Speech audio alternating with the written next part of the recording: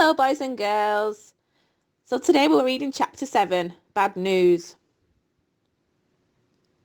Wilbur liked Charlotte better and better each day. Her campaign against insect seemed sensible and useful. Hardly anybody around the farm had a good word to say for a fly. Flies spent their time pestering others. The cows hated them. The horses detested them. The sheep loathed them. Mr. and Mrs. Zuckerman were always complaining about them and putting up screens. Wilbur admired the way Charlotte managed.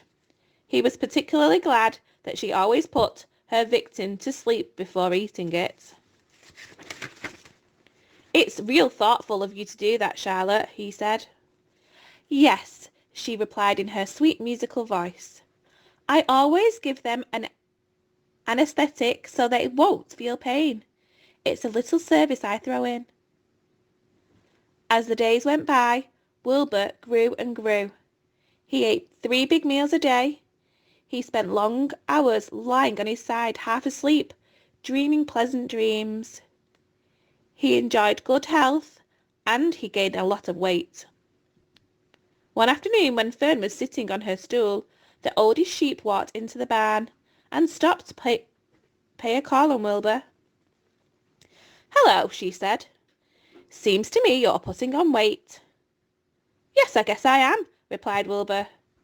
"At my age, it's a good idea to keep gaining." "Just the same, I don't envy you," said the old sheep.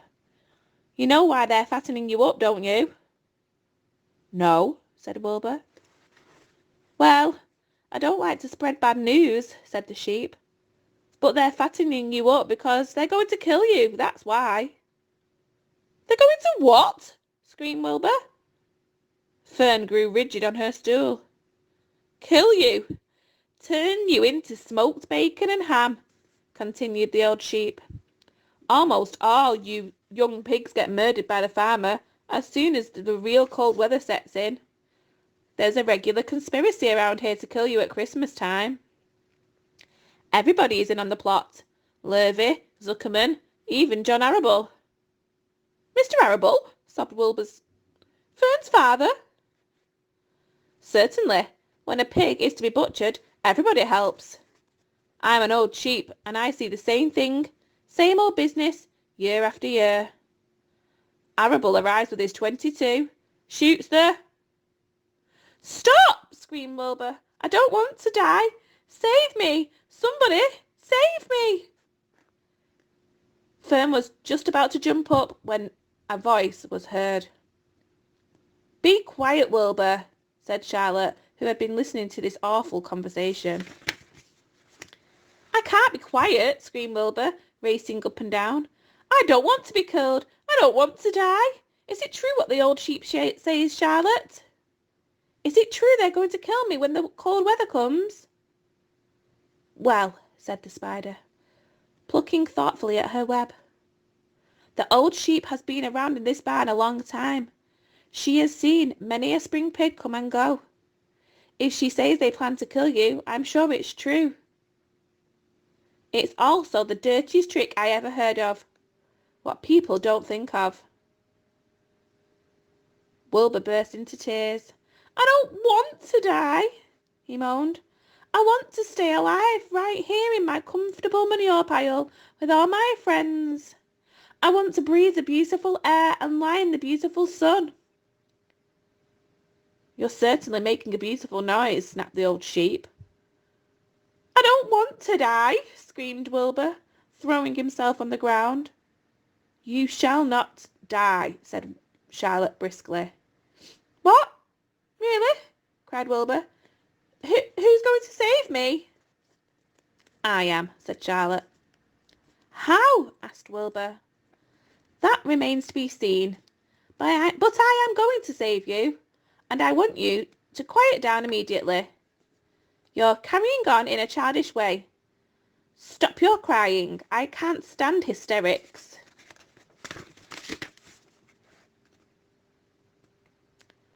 And that is the end of chapter 7. I hope you enjoyed it. There are some questions for you to answer on the next slide.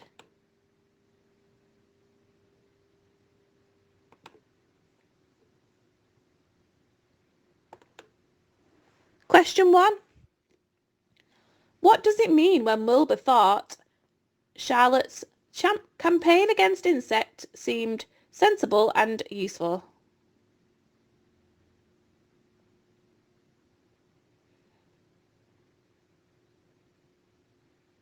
Question 2. How does the old sheep know why Uncle Homer, Mr. Arable and Lurvy were fattening up Wilbur?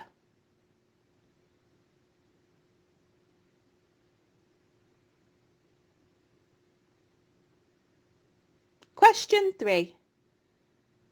Why was Wilbur so upset, screaming and crying?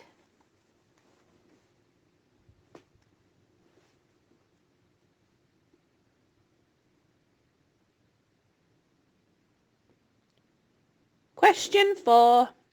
How do you think Charlotte can save Wilbur? Have you got any good ideas? Share them with your parents. You can write them in your purple book and look forward to seeing your answers. Bye!